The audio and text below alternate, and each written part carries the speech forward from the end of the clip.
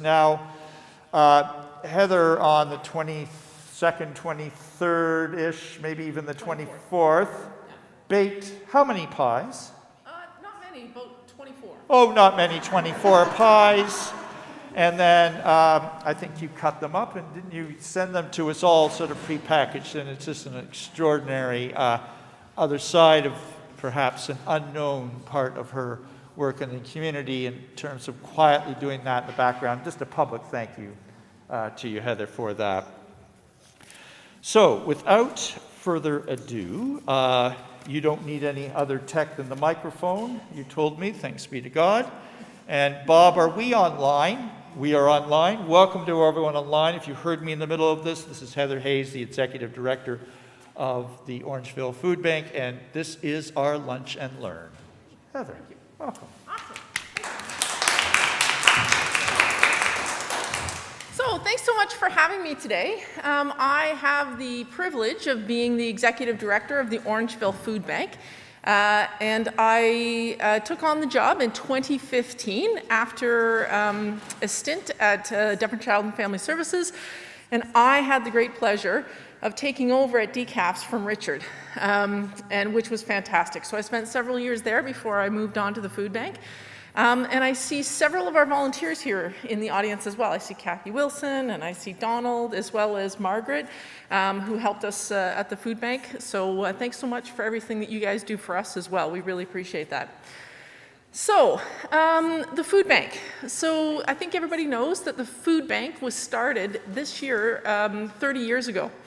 And it was started by 4 individuals in our community. One of them is still volunteers with us today, Nancy Rampley, which is incredible. And the reason the food bank got started was because there was a need in the community and people needed to find a way to help their neighbors. And so they did. So they came together, these 4 women, co-opting their husbands as well, as we all do, the voluntold part of marriage.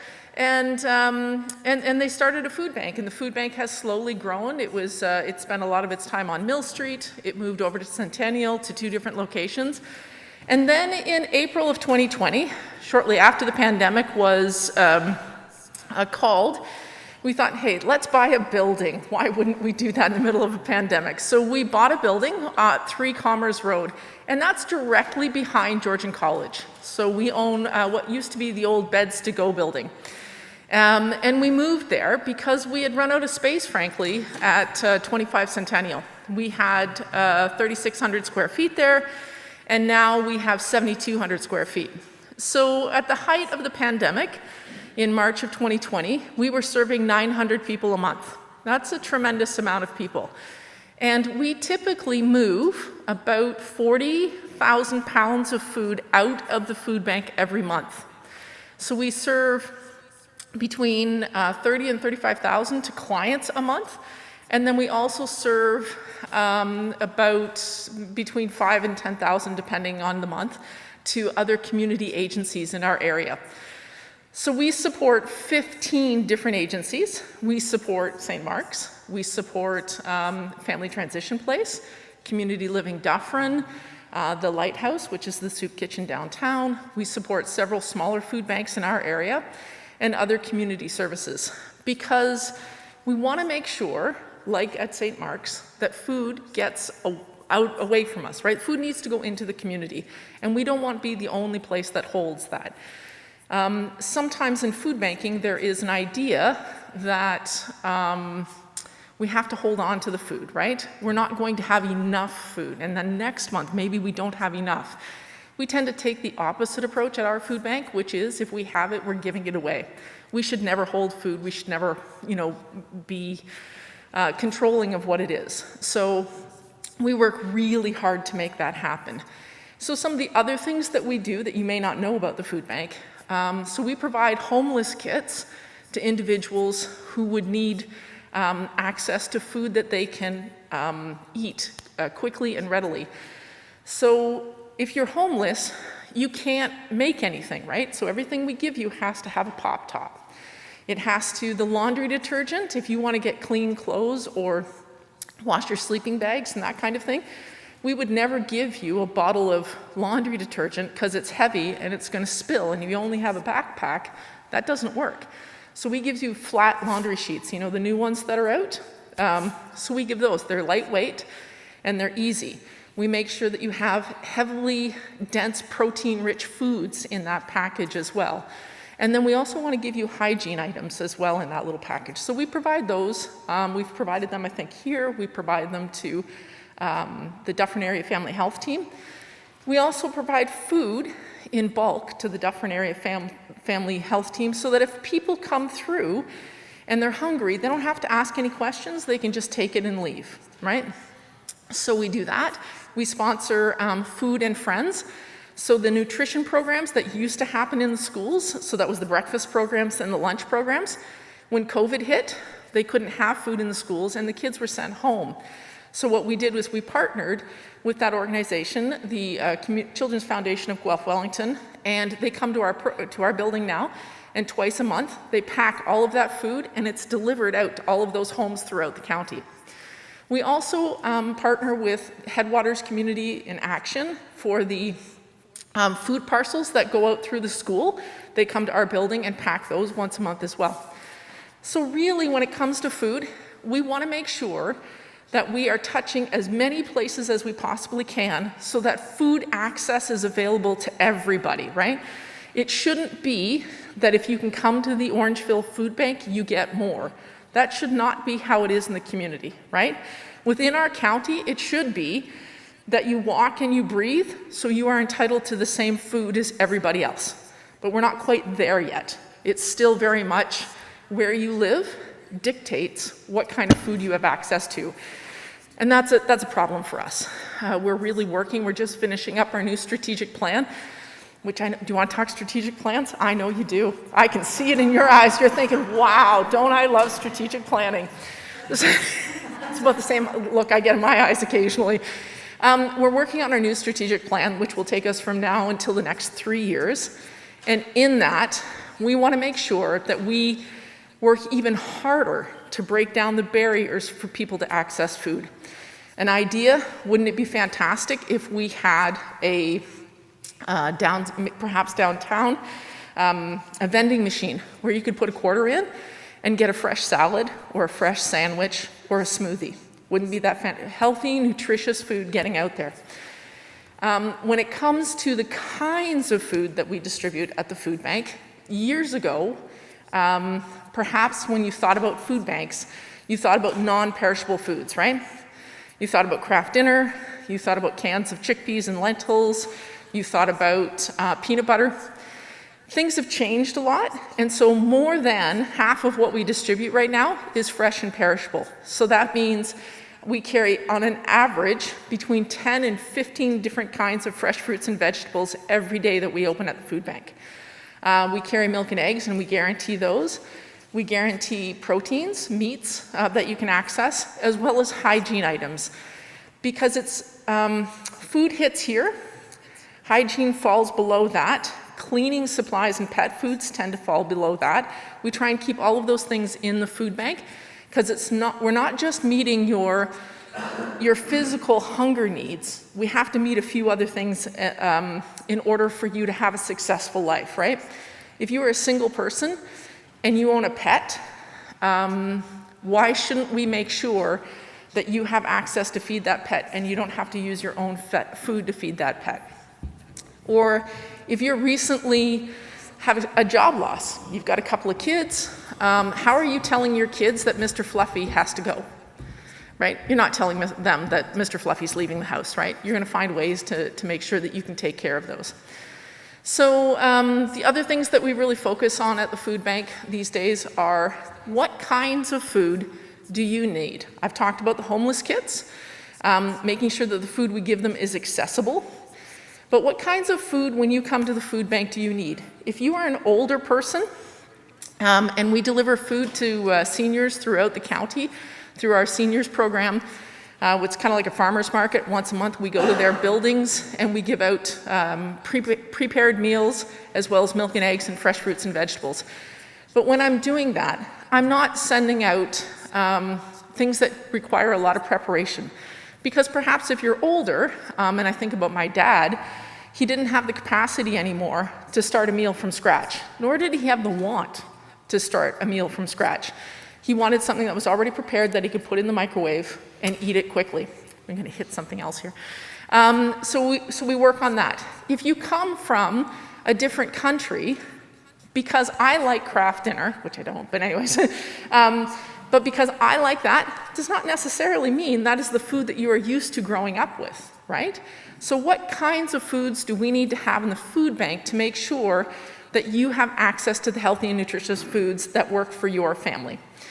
And the other thing that we work really hard on, in 2015 when I started, we were a hamper-based program, right? So we took food, there was actually like red lines on the carpet about who could touch where, right? So clients stayed here and volunteers stayed over there. It's kind of weird. So we took those all away and we went to a shopping-based program in 2016 so that we let people shop for themselves. Because I don't know what you like to eat, and I shouldn't be in charge of picking what you like to eat. It was difficult when we had to go back to the drive-through model for COVID, but we took our lists and gave them 80 different choices to try and help with that. But I remember, like I've taken young guys shopping through the food bank, and I would just assume, but again, assumptions, not good, that a 20-year-old probably wants some kind of sugary cereal.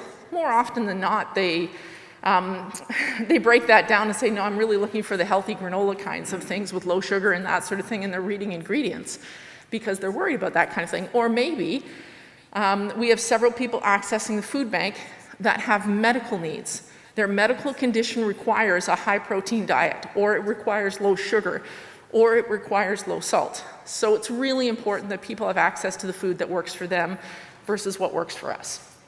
So in a nutshell, that's what we do at the food bank. And I think one of the other things we were going to talk about today was housing. So Peter mentioned this in reference to, is it just that we're a food bank and that's what we should stick to, right? Food in, food out, that's what we do. I think we're a little bit more than a food bank. I think we are a place where people land, and when you don't have food, you have so many other problems going on in your life because it took a lot for you to walk through our doors, right? There's a lot of things that had to happen and go not the way you'd planned before you come in our door. So that's where housing and other services come in. And again, really, really lucky that we have Donald and Kathy who do intake for us. And they can talk about this in your circles later on about who would access the food bank. But we need to talk about things like, do you have the rent subsidy that's available? If your hydro is going to be cut off, do you know about the LEAP program?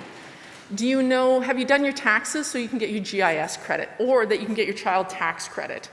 What programs do we know about to help you with your medication costs? What programs do we know to help you support your mental health, right? Because that's a huge hit. Anybody who comes through the food bank, they never thought they were going to be there, right? Nobody walks through our doors and thinks, oh, look, I'm home, right? The gentleman this week in the waiting room. So it's a big open space, maybe about this size, and he's on a chair, sitting there, broke my heart, and he's explaining to anybody who would listen all the reasons why he had to come to the food bank. He was justifying why he was there. And it was really gutting, because that shouldn't be the way it is. You need help. We're all in this together, so we're just going to help. But so many people feel the need to justify to come to the food bank, and that's probably the hardest part of the job is, I'm so sorry I'm here. I'm so, or telling you their life story like, like somehow that's going to make it better for them that they're there. It's really, really difficult. So we're more than food. We're about helping people connect to services.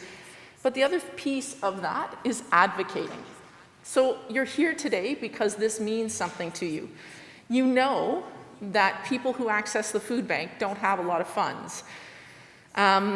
If you're on OW, which is Ontario Works, it's what used to be called welfare or social assistance, we're at $749 a month, all in. Rent, housing, medications, clothing, transportation, you name it, all in. That's ridiculous. There is no way that you can live on that kind of money A basic room in Orangeville right now, so that's a room in a rooming house, and probably a place where even though your mother told you you should take your shoes off before you enter somebody's home, you're gonna think twice about that. Those are $800 a month. So now you're $50 behind before you ever start. If you are lucky enough to be on Ontario Disability Support Program, ODSP, that's gonna come in at about $1,180 a month. Again, almost impossible to be able to live on that kind of resource. And there isn't the housing to support those incomes, right? We have very few rental homes anymore that would be a rental or a housing unit. When the housing prices started to go up, landlords thought, hey, I could probably sell this and make a whole lot more than I am renting. So we lost a huge, a bunch of rooming houses. The other thing that we lost was the houses that were being rented because they're being sold instead. Again, I get economics that people need to recoup the investments they've put into these houses. But it puts us in a really difficult position. I've had people that I used to work with at DCAFs who don't access the food bank, but who email me thinking that I have some magical connection to housing. Could I find them a house? They're going to be evicted because the landlord's selling it because they want to give it to their son. And do I know anything? 2 kids, husband and wife both working, don't qualify for any extra programs that would give them enough to purchase a house. You know, it didn't work, and I have nothing. I have no resources to give anybody if you come to me for housing. So housing, so that's why I think advocating is so important right now. You all have an opportunity shortly because we have a municipal election this year and we have a provincial election. And so I would encourage anybody to go to those meetings with your candidates and ask the hard questions. So you represent this team, this party, tell me what you're going to do about housing. And I don't want pat answers. I really want to know, what are you going to do about it? And housing is a spectrum right now. So we have the individuals that you all see around town who are homeless. Then we have people who do not have the capacity to be able to maintain housing, right? So to have capacity to maintain housing, your mental health has to be in reasonably good kit. You have to have the financial resources to be able to pay your monthly rent on a regular basis. And you probably need some supports to help you navigate the paperwork side of life, right? To fill out the forms, to attend the appointments, to have the transportation monies to get to those appointments, that kind of thing. And that's a struggle. And then you move on to people who are working full-time jobs, still cannot afford basic rent in our community, who are living with parents, who are couch surfing with friends, who bounce back and forth between some of the shelter programs that we have here in town, although we do not have adequate shelters in town. And then you move on to affordable housing for families. And this may affect your kids, your grandkids.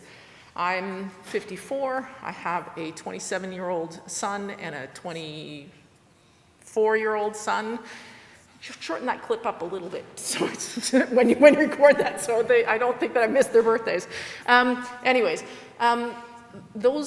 boys will struggle to be able to afford a house, right? And Mike and I probably don't have the resources to be able to give them money for a down payment in the future. It's going to be years before. And I bought my first house when I was 25 with my husband, right? Tiny little house out in the country. But still, we had the resources to be able to do that. So I think things have changed a lot. So when you start back here at this spectrum and you move all the way up to affordable housing for our kids, that's huge. I think what we don't have right now is we don't have an overarching system that looks from here to here. We chunk it out and we put it into little silos. And different agencies and different municipal governments, provincial governments, federal governments own all of those little pieces. I think what we really need is somebody to start here and look over the whole thing, because it's very much connected. If you can get someone who has been homeless into a program where they have housing and some supports. So sorry about that. You can probably move them once they're stable into the next section. Somebody who's in a shelter right now, even when they're stable, there's no housing to move to, right? I don't know that shelters are the answer. Shelters become a holding place for people as opposed, because there isn't anything on the other side to move them to, and that's really difficult right now. I think the other thing that we need to look at is we need to look at mental health supports. Mental health has become quite a buzz in the last little while, because I think it affects people at their core who, when they struggle to access services. You know of people in our community here that you see on a regular basis, and I bet you're thinking in the back of your head, how come they can't get to the next step? Why are they still? And a lot of that is about capacity, like I spoke to. We don't have a mental health therapist in our area who works with men. We only have one who works with women from FTP, and they're boots on the ground. So boots on the ground is walking the streets, making those connections and that sort of thing. One of the reasons we are successful at the food bank, I think, is because we build those relationships with people. We know who you are, we know who your family is, we know what your general issues are, we know that you like Captain Crunch and not bran flakes, right? We know those things, we're starting to know you. I think the same has to be said for housing services in our area. So the county is in charge, Dufferin County is in charge of housing services through the province funds that, and to some extent the federal government also flows monies into that. But we don't have people that we don't have enough capacity in our system for somebody to be in our area to have those conversations. Now, I have heard through the paramedics and through the hospital, through the Ontario Health Team, we are going to be getting some boots on the ground to start building those relationships. But if you've never been able to trust anybody, if maybe, and I'm just surmising here, if maybe your childhood wasn't hunky-dory, and maybe there haven't been those services that you've needed, that sort of thing, if I come to you now and say, oh, by the way, I have a place for you over here for you to live, just come with me. If all of those trust pieces have been broken over the years, if it has been difficult for anybody to support you because they haven't followed through in what you've asked them or what you've needed them to do, for you now to go, oh yeah, absolutely, I'm just gonna head over there. I have a pretty decent life, and I wouldn't trust you to take me and put me someplace else, right? I'd have to really know who you are and what you needed. So I'm really excited that hopefully those new people coming through the OHT and the paramedicine program will help get those boots on the grounds to help repair some of those relationships and see what we can do. The other thing is, we don't have places to put people, right? So right now, we move people around the county. We have some people that are in Dundalk, right, who were housed in Orangeville. What would it be like for you if I said to you, you no longer have housing, and now I'm going to move you 45 minutes out from a place you don't know anything about. Oops, sorry. And I'm going to put you there, right? Like, that would be horrific. I wouldn't do it. I had so many people come up to me and say, those people just don't want housing. That's their problem. They don't want it enough. Or, those people aren't hungry enough. What does enough mean? Right? What does that word look like? Everybody lands at different places in their lives. We've just moved. We moved to Arthur in September. It took me 3 years to convince my husband to move to Arthur. And I love him. We've been married 30 years. That's a big relationship to get somebody to move. And you're all in different stages in your life. If somebody said to you today, nope, you don't get to keep that. If you want housing, you've got to do it my way, and you have to do it in my timeline, and you've just got to go. That's just the way it's going to be. That would be gutting, right? That just wouldn't work. The same as food. So I had a lovely lady come and donate money at Christmas time, and she was dealing with one of my staff members, and I heard her from my office, and I heard her say, I want to make this donation, but I don't want it to pay your salary. I don't want it to pay any of the operating costs of the food bank. I thought, whoa, that's pretty harsh. And I hear that a lot from people, right? I don't want to pay operating, I don't want to pay salaries, I don't care about the lights, I just want to feed people. It's the same with housing. If you don't have the decent infrastructure behind that to have the right staff in the right job, you've all dealt with people who were not the right person in the right job, right? We've all dealt with those people in various facets of our lives. You need the right person in the right job, and you need agencies to work together, and you need a structure to support them in order for people to be successful after that. And I think those are some of the pieces that we don't always think about. You know, we want them fed, we want them housed, we want them away from us, right? It makes us feel badly when we see people out in the community who don't have the things that we have. And I think we have to be more present in the uncomfortableness of looking at people in their realities, in their lives, taking that step backwards and thinking, what do they need to be successful? Not what I need for them to be successful. So I think if we did a little bit more of that in our community, I think that would be very helpful. And to be clear, the county does a tremendous job with the resources that they get. The province does and supports them in their needs, and the federal government also supports them in their needs. But it comes down to, I've been in municipal politics for a few years prior to the food bank, and it's tough, right? It's taxes. That's what's paying for this, right? Although, to be clear, taxes don't go to the food bank. The food bank is almost completely donor funded. No level of government has provided for the food banks. Up until the pandemic, there has been money that trickled down from various levels for that. But it's taxes. And I think we have to be uncomfortable with what we're seeing in our community, and maybe that discomfort will motivate us to ask those tougher questions of candidates and to ask, where is our tax money going, right? Where's your municipal dollars going? Where are your provincial dollars? And where are your federal dollars going? Nobody likes taxes. But one year, sitting at the county table, our taxes were going up, and they used a percentage rate, and everybody, you could see their hairs raising on the back of their neck. I'm not paying that. And I did the math, and it turned out that it was $7 a month on an average home in the county.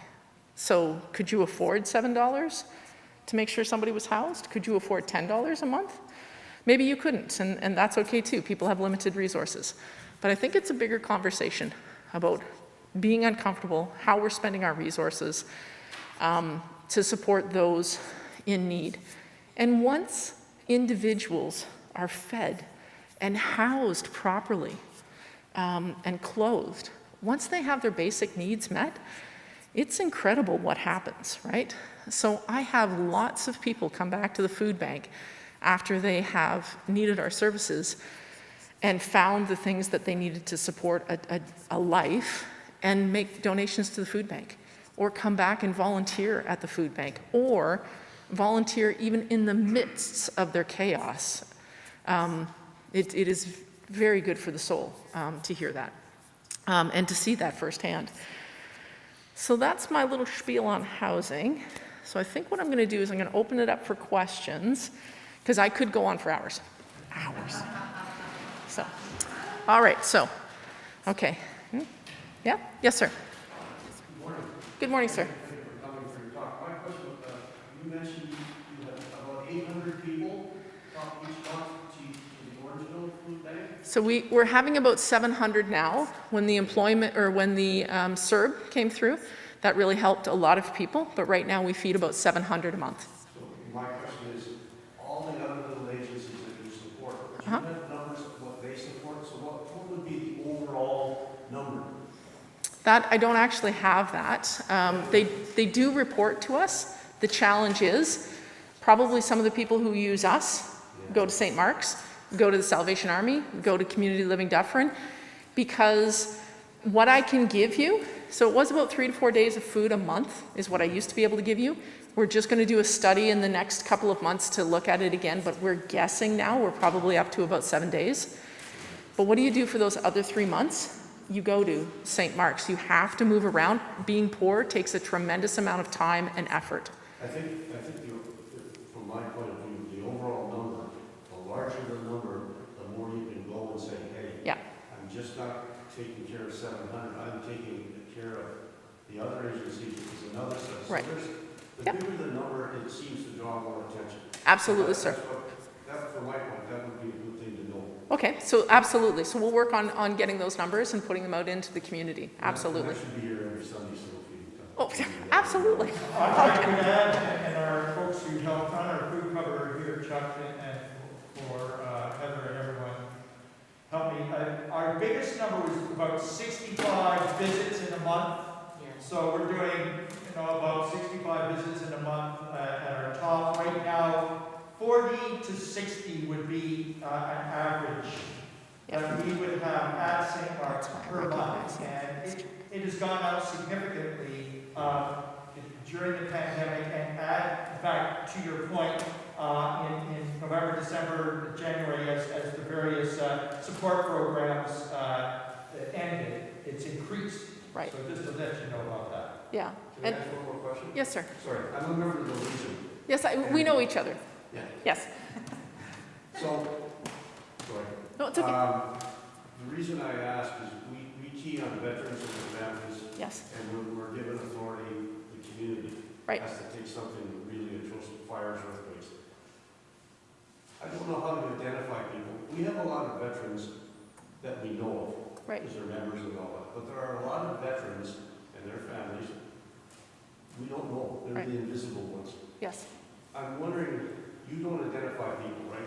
You don't ask them, are you a veteran? No. Are you a veteran's family? No.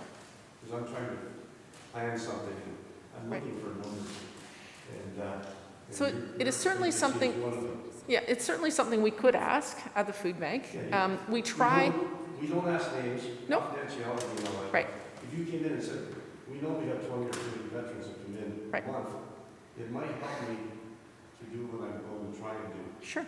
Okay. I'm not going to mention what that is until I get some numbers. Okay, so we can certainly do that. The other thing that we're very conscious of is when you are accessing services, you have to tell your story every single place you go, right?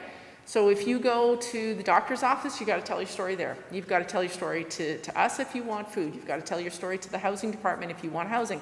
You got to tell your story to the child services if you need support in parenting with that. So we do try not to get too much into the weeds. And when we do identify people who have been veterans, we do send them to the Legion because we know that you have more supports that are able to help them than we have. But if we can support you, if we have a number of 20, what we, the support is not specifically for them. It's to cover them and everybody else. Right. So I'm trying to work on a number. Okay. All right, so Chuck, give me a call and pop into the food bank and we'll have a discussion about that, okay? We'll look a little bit more at that. But I mentioned that piece about how much time and effort it takes to be poor. It's incredibly draining to have to tell your story constantly, right? So several years ago, one of my kids had an accident and I was the person that had to have the bag with all of the paperwork, right? And I had to go and sit in people's offices asking for help and getting people to understand how serious the problem was. And that gave me a small sliver of a window into what that must be like. Because I am a middle-class woman, I'm white, I have privilege, I work in the system, and I couldn't get what I needed for my kid, right? And there's probably moms here, right? And you turn into a bit of a beast when it comes to what you need for your kid, right? And off you go. And I still couldn't do it. imagine not having the ability, not understanding the system, not having the ability to photocopy, to pay for the renewal of the driver's licenses and all of those things, because it all comes at a cost. And then not having the transportation to be able to get to all of these places on the appointment times and dates that they've set for you, right? Because you got to show up when they tell you to show up. It becomes a very complex system, and that's something that we're going to be doing more of at the food bank, is assisting people in that walk, right?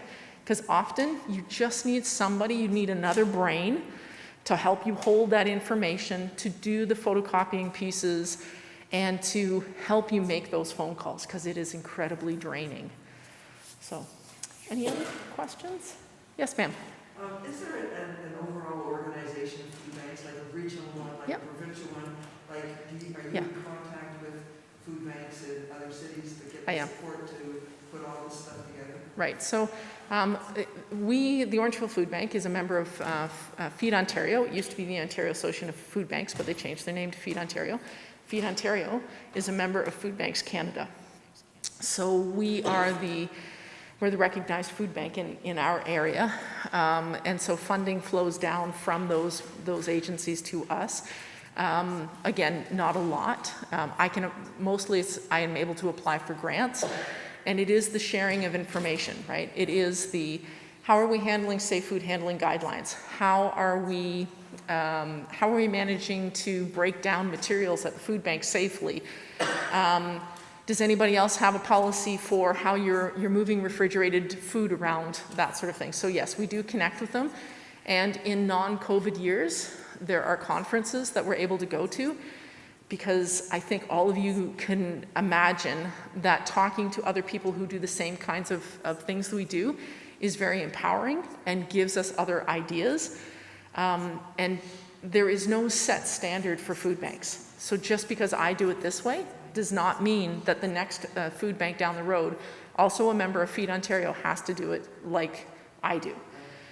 So it's good to learn. And we're lucky enough that we have really great partnerships with Guelph, with Newmarket, with Georgetown, with Aurelia, with Barrie, and with some independent food banks in the city.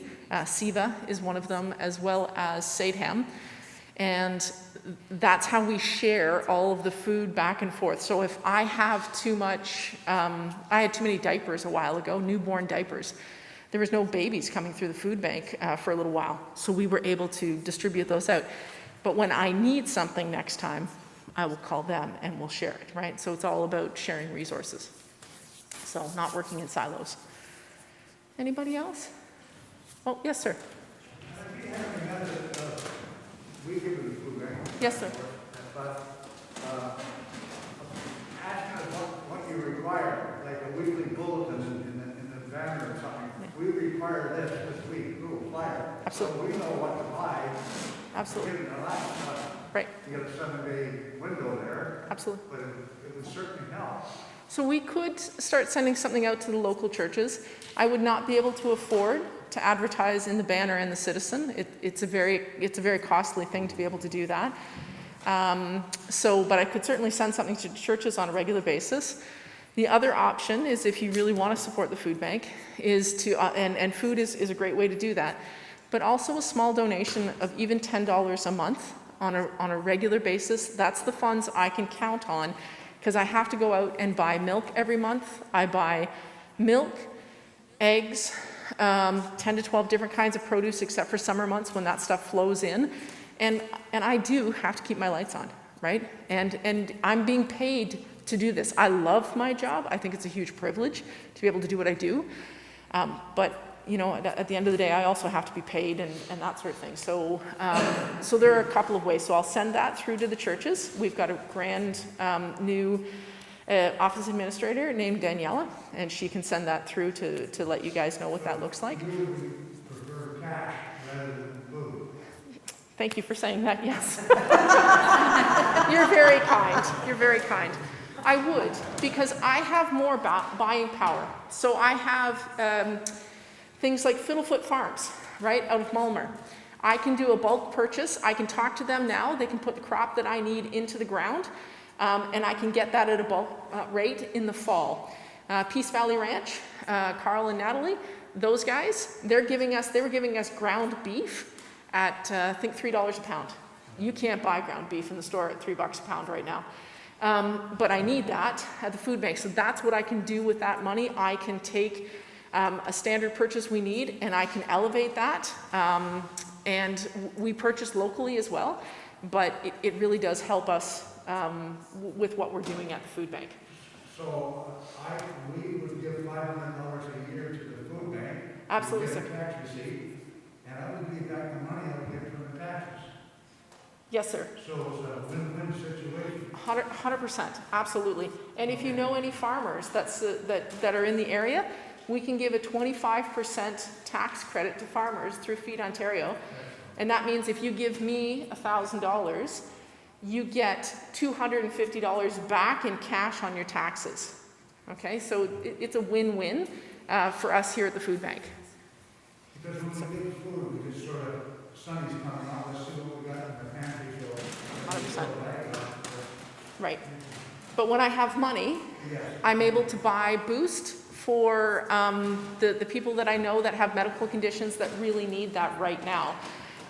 Or the times when I've needed cleaning supplies through the pandemic.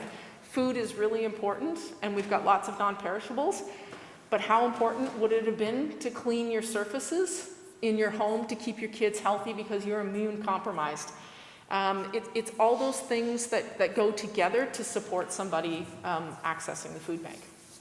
Yes, sir. Now, the price of food going up. Yes, sir. In theory, you could have a shortage of material coming, that food supplies coming in. I might. It's a difficult thing. I'm working on my budget right now for next year. I have to figure out, I'm budgeting a 7 to 8% increase in the cost of food for that going forward. So I do have to budget that. I know dairy is going to go up on top of that.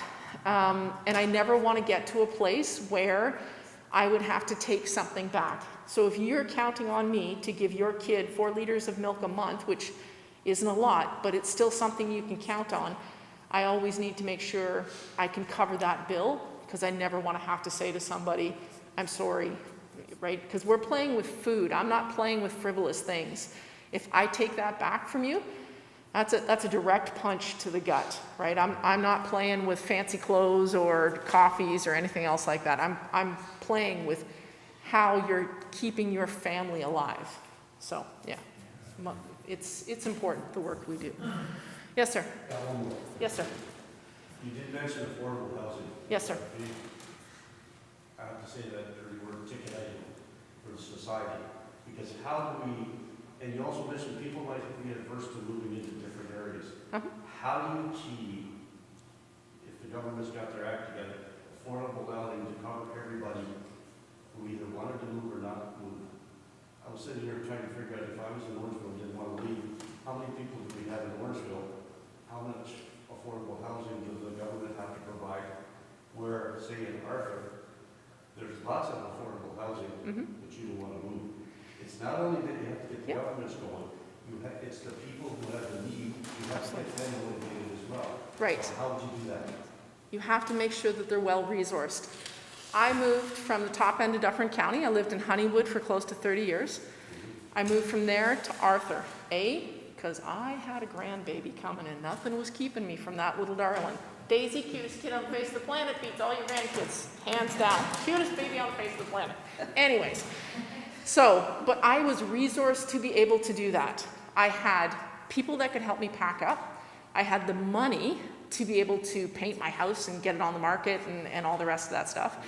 And I had a connection over there to move. To say to somebody, I'm going to move you from here to there because it's cheaper, if that person loses their connections to all of their circles that keep them going, the person they call when their car breaks down to get them a drive, the person that they call when they ran out of money and they really do need milk and can I borrow a little bit of milk from you, the person that you call when your kid is sick and you need to ask that question, right? I had all of that in Honeywood when my kids were younger. I had Ann Tupling and Terry and Stan and those guys. I would never have been able to make that move when my kids were younger because I wasn't well resourced enough. So I think it's about making sure that people have the choice to move, you're right, and that they can thrive where they want to go. And it's not easy. That's very big parameters to try to get 100 everybody. Absolutely. And none of this is easy, okay? I am not saying that municipally, provincially, or federally, this is easy. It's not. It's very difficult. How do you fund it? How do you put the guidelines in place? How are you going to support it through ministry people and through county staff and all the rest of the stuff? None of it's easy. But we'd better be having bigger conversations about how we're going to do this, because we've ignored it up until now. And the amount of housing stock that we need right now, I think they say that we build on average something like 700,000 homes a year across Canada. And what we really need is like 1.5 million to 2 million houses a year. We have to start looking at what can a municipal government do to remove as many sticking points as is possible so that you could build in our area. Maybe instead of a 1,300 square foot home, you're now allowed to build a 1,000 square foot home because that's what you can afford to build on.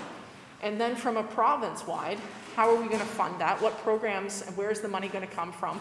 None of this is easy, but we have to start talking to each other about this on some really hard, difficult levels. We have to. You also have government and private. When you have government in it, I think they get more severe or better controls and all that. Absolutely. Once you bring in private monies, there's the profit margin kicks in. I'm afraid to say. So there is profit margin in private, absolutely. But my experience with private-public partnerships are good ones. Because people want to do well, right? And people want to do the right thing. So we need to provide them with those opportunities. What would it look like if we sat down, real estate and developers and municipal planners, into a room with the social service agencies as well as the local service clubs and said, this is the housing stock that we need, right? So not what we think they need, but take the housing list that exists in Dufferin right now. This is how many families, this is how many singles, this is how many people with developmental disabilities or physical disabilities need housing. And then we said, we know we're getting money for this, but these are the gaps that we have. What could we do with foundation money in our area, with service clubs, with the private-public partnerships to look at building this? And we have great things going on in the community that are flooding around. We've got Habitat for Humanity thinking about doing something. We've got things coming.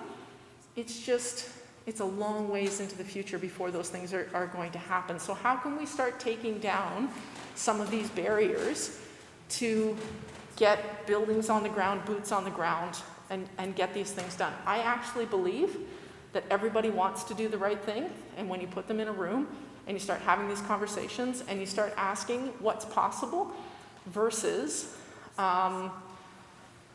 sometimes it kills me. I understand that we have to build capacity on what it is that we're doing, but sometimes I just love to say, absolutely, the answer is yes, we'll make this happen. Let's talk about how we're going to make it happen now. The will is there, how are we going to do it versus love to, but can't. Government has to get motivated. Is there any way to actually... The government has to get motivated, but we have to get motivated. The government works for us. The municipal government, the provincial and the federal government, they work for us, and we vote them in. So when we go to them and say, this is what we need and what we want, that's what we need you to focus on, okay? Not so much interested in what's going on over here. I need you to focus on housing because my kid is going to need a house, because my grandmother's going to need a house, because my uncle is going to need something. That's what I think we have to do. We've got a perfect, we've got a beautiful thing coming up with a municipal and provincial election to say to them, it's not okay. You need to focus on this. So, sorry, I could talk forever. Sorry. Perfect. Okay.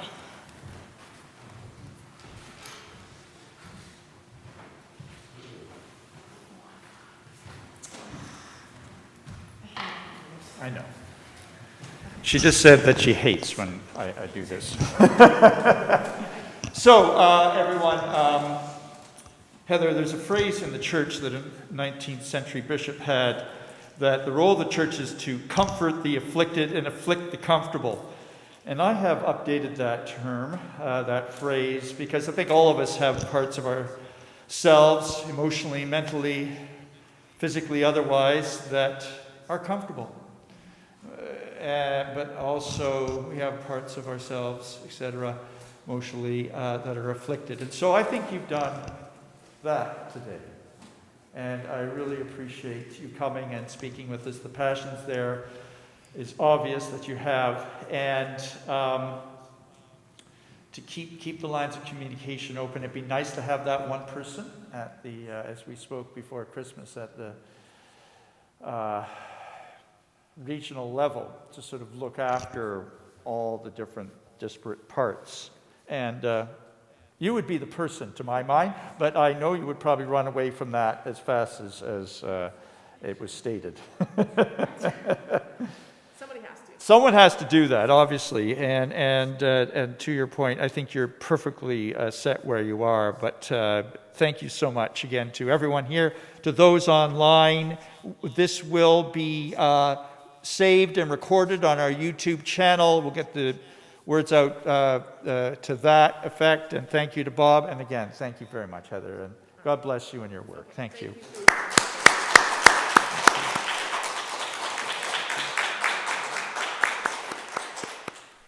Very good. Our next Lunch and Learn is in May, and we look forward to that as well. Thank you, everyone. Have a lovely day. It's a beautiful day out there. Oh, you're welcome. It's something for coffee or tea or